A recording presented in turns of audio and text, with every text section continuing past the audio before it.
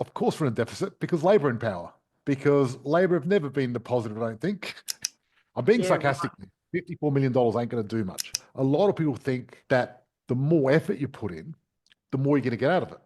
Doing nothing is the best skill you can get in property investing.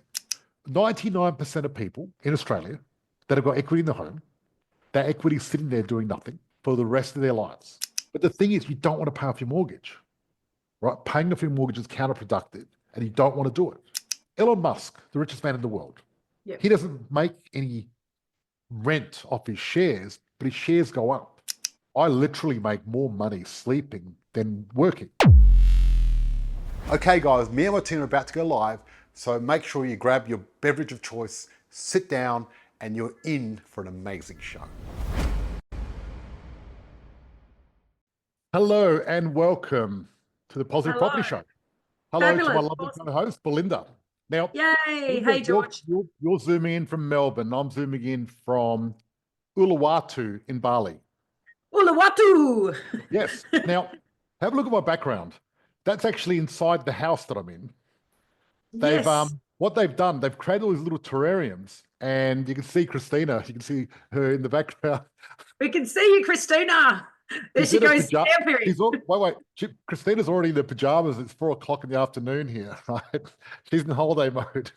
We've got a big show today. Now, this is all about the budget, and I want to talk about the 3 key takeaways for property investors. And then I'm going to dive deep into what else it means for us and things like that, because they recently did the budget. Now, we're in a deficit, and of course we're in a deficit because Labor in power, because Labor have never been the positive, I don't think. It's one of those things. So one of the key things that they've done is they've actually got a crackdown on foreign investment. Wow. Right? Interesting. Yes. Yeah. Yeah. Very. So I'm actually a fan of this, funny enough, Yep. because Yep. foreign investment does push prices up, but the problem is it stops Australians from buying property and makes it too Yeah. expensive. So I That's think it. that about time we actually did something to stop it. So what they're doing is basically foreign investors have been given a no vacancy sign, a 2-year ban on purchasing existing homes starting from the 1st of April. Okay. So what does that mean in real kind of Now, layman terms? Just. they can't buy properties unless they're brand new. Oh, right. Okay. So yeah, I'm glad we elaborated. Fantastic. And they're going to stop people from land banking. They're going to stop foreign investors from land. Well, that's good, Really, at the right? end of the day, so the tax department are investing $5.7 million to stop people from you've frozen for me. Yeah, you did. Yeah, I can see you're a bit frozen there. It Am was I the frozen one? it's just it keeps it's buffering. It must be your $1 internet million in to enforce this and Uluwatu. 8.9 million to stop. Great, fantastic. That's really good, isn't it?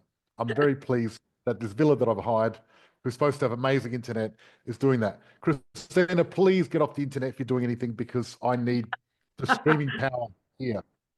Yep. Yep. Yeah. Okay. So the other good thing is they haven't stopped negative gearing or the Yep. capital gains tax discount. Okay, that's good. That's good news, exactly, because Yep. Labor are always talking about wanting to do this, but they haven't done it. Yep. And now also, Labor have decided to really tackle construction housing supply issues, and they're investing a massive 54 million into accelerate modern construction methods like prefabricated homes and 3D printing and things like that.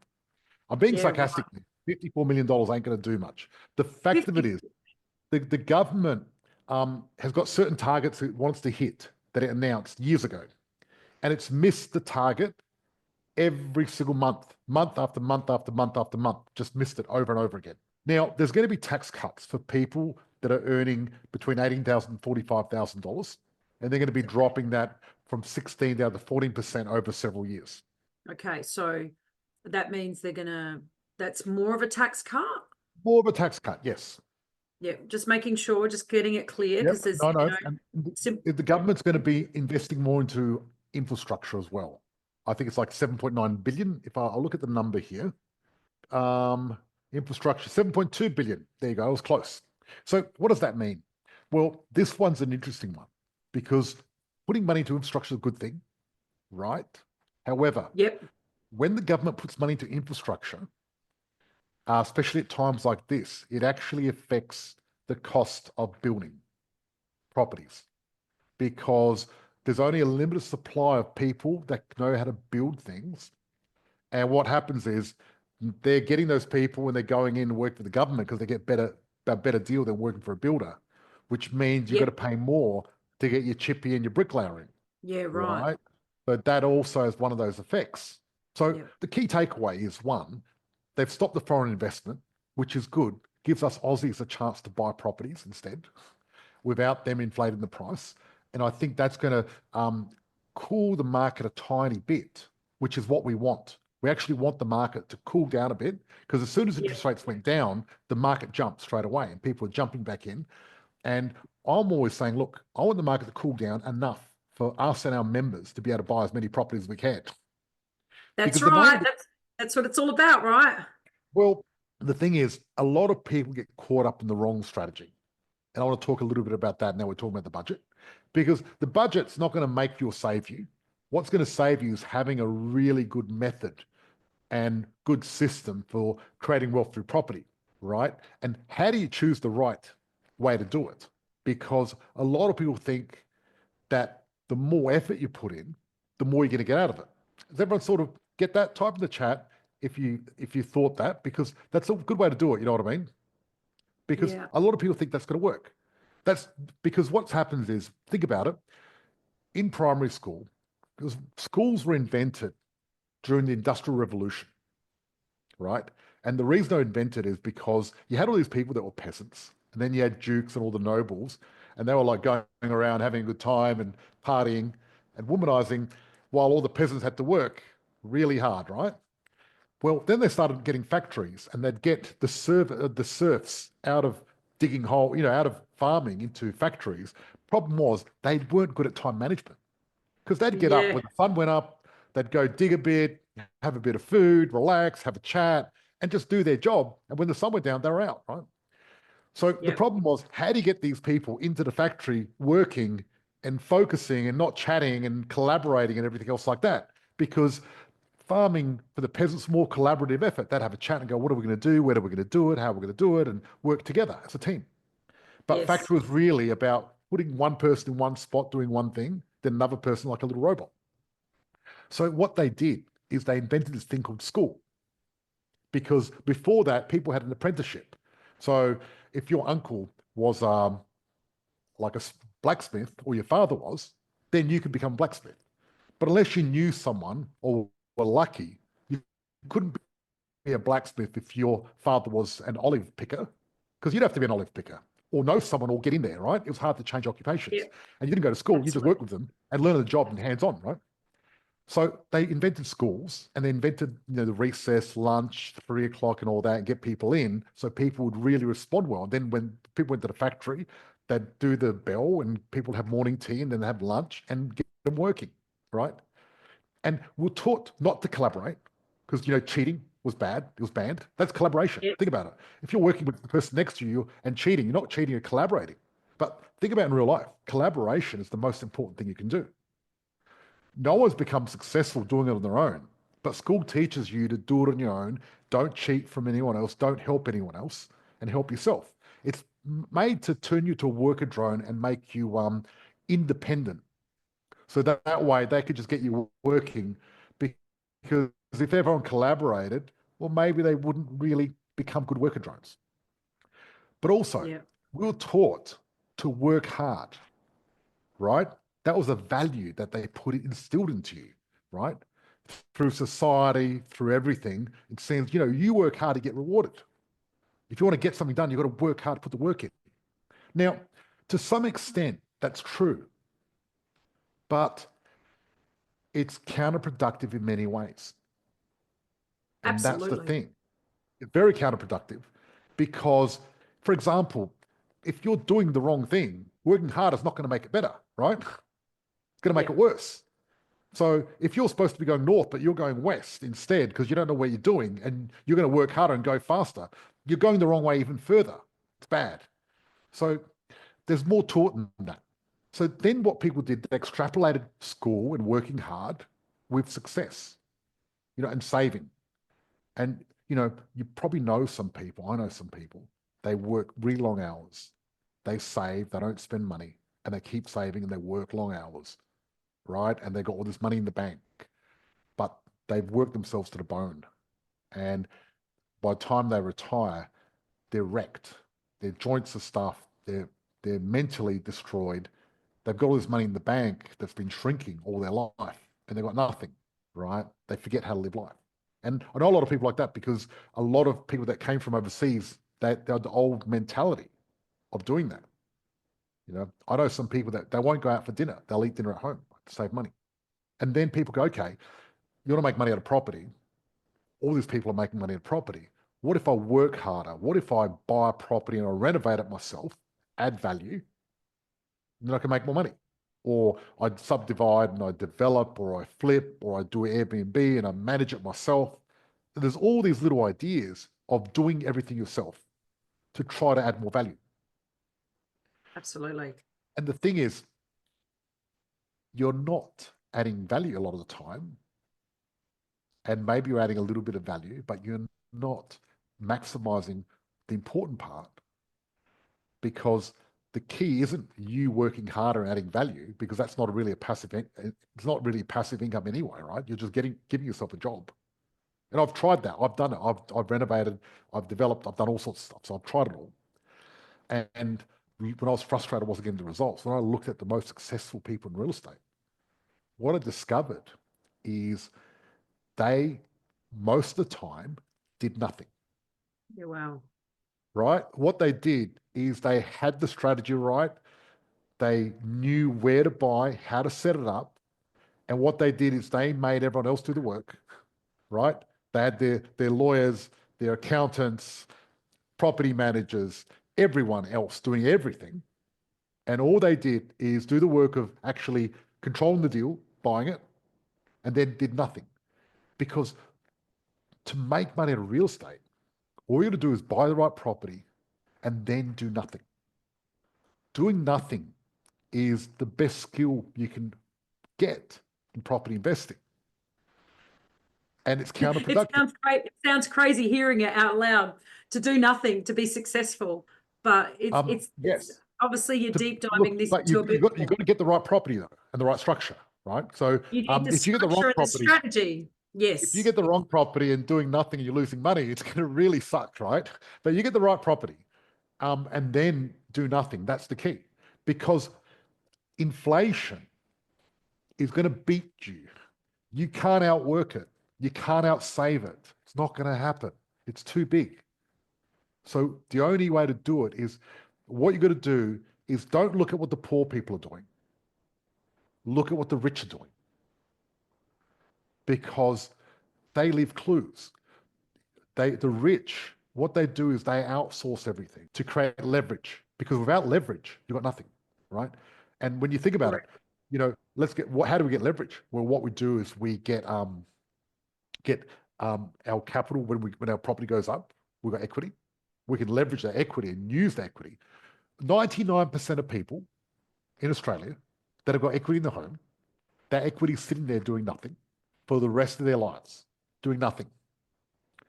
And they've got this massive asset, but because they don't know how to use it, it's like you've got a genie sitting there, but you don't know that you can rub the lamp and get the genie to build a property portfolio for you, but you're just not doing it, right? They don't know. And instead of using their equity and using it to build all this wealth, they're going to work trying to pay off their mortgage, right? Yeah. The number one people say to me when they first meet me and know that I'm in property is, they're like, I want to pay off my mortgage. That's everyone's number one wish. Most people, if they got a genie, they'd rub the genie and go, pay off my mortgage, right? But you don't want to do that. Now it's paid off. Now it's paid off. You've got an asset. And I mean, yeah, but where's your cash flow? It's not replacing your income. But the thing is, you don't want to pay off your mortgage, right? Paying off your mortgage is counterproductive, and you don't want to do it. You want to pay off your mortgage, but not you, right? Did I pay off my mortgage? No. You want to create leverage. My tenants paid off my mortgage for me. That's the key, right? So your number one goal shouldn't be to pay off your mortgage. Actually, if you haven't done it already, your number one goal should be to replace your income through property. That should be your number one goal. Passive income. So if you earn 100 grand, get enough properties that you get 100 grand coming in every year without you having to work. If you earn 200 grand, get enough properties to do 200. If you earn 50 grand, 50, whatever it is. That should be your number one thing. And then change that goal of paying off a mortgage to, well, I want my tenant to pay off my mortgage. And then change the next goal to, I want my tenants to pay off all my mortgages. Get them doing it. You shouldn't be paying any of them off. Because get them doing the heavy lifting. That's what you want, heavy lifting. You're one person, right? Don't work yourself to the bone. Be smart, work smarter, not harder. And then what you do is you actually get the taxman, the tenant, inflation, and all the circle of safety. They're going to pay off your mortgage for you. And that's a smarter way to do it. Absolutely. I literally make more money sleeping than working. That's the way to do it. And are we listening? Are we listening to this, kids? That's what we're here absolutely. to learn. We had a few wine glasses being raised. Love it. Thank you, Ten. Look, and I'm not saying that to impress you, but to impress upon you, because this is so important. Because when you replace your income through property, then you make more money when you sleep than when you work. And that's a very powerful place to be, because that gives your unconscious a lot of security, a big sense of security. And then it allows you to be creative with what you want to do in life, right? Because if I hadn't done that, I wouldn't be living in Bali for 6 months, because I wouldn't think it's possible. I wouldn't have the prosperity thinking that I can just do this. But when you've got money coming in, you can do whatever you want to do, and you'll be more creative doing what you want to do. It's great. So the hard work part, the beginning of the equation, you need to work hard, you need to save, you need to hustle, you've got to do whatever it takes, right? You've got to really work hard. And then once you build your assets, then let the assets do the work. That's what I want to do. That's the key. So someone said, how long would it take to earn 100,000 passive income annually through your program? Good question. I'll give you the rough ideas, because it depends on what you mean by annually, right? No, but the offset works well. Yes, it does. So put it this way. I recently caught up. Yeah, that's okay. We'll get there. Doesn't matter. I recently caught up with some of our members some of our clients in Queensland, Gold Coast. Just recently for our member meetup. Yeah. We spoke to one lady, and she bought a property, and she doesn't own it yet, and it's already gone up over 100 grand. Right? Perfect. So Damien's saying, how long would it take to earn 100,000 passive income? She made 100 grand, and she doesn't even own the property yet. So it took her less than a year. Yeah. So Philip's come in saying, but rental isn't paying your mortgage, but the offset is. I'll talk about that later. Okay. I want to talk about this, because income is capital growth. That's income. And so is rent. A lot of people get confused because they think rent's income, but capital growth's not. Same thing. If you make 100,000 capital growth, or you make $100,000 rent, it's the same thing. That's the way you got to think about it. Because Elon Musk, the richest man in the world, he doesn't make any rent off his shares, but his shares go up, right? So what the rich do is they make capital growth, and then what they do is refinance. So that way they get a tax deduction and use their money. What the poor do, they make capital growth, they sell the property, pay capital gains tax, pay income tax, or whatever it is, and then blow it, and then they've got nothing. And then they blow it. We do what the rich do. So the mortgage gets paid off by the capital growth and the rent. So that's the way to do it. Because what we're doing also, the tax department helps pay off your rent as well, of your mortgage as well. Because each property you're getting $80,000 tax deduction of depreciation. That's going into your mortgage as well. And that's the beauty of it, of doing it this way. Yeah, absolutely. So it's pretty powerful. So the thing is, the budget each year doesn't have a big effect on what we do in most years. Some years it has bigger effect.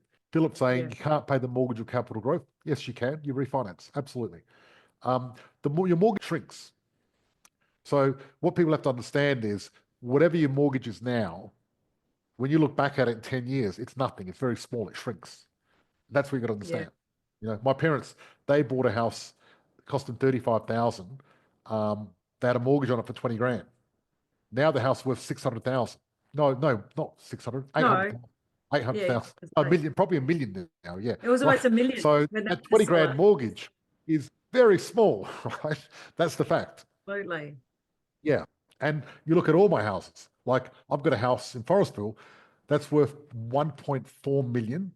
And the mortgage that I originally got on it, I paid it off now, but the original mortgage was 125,000.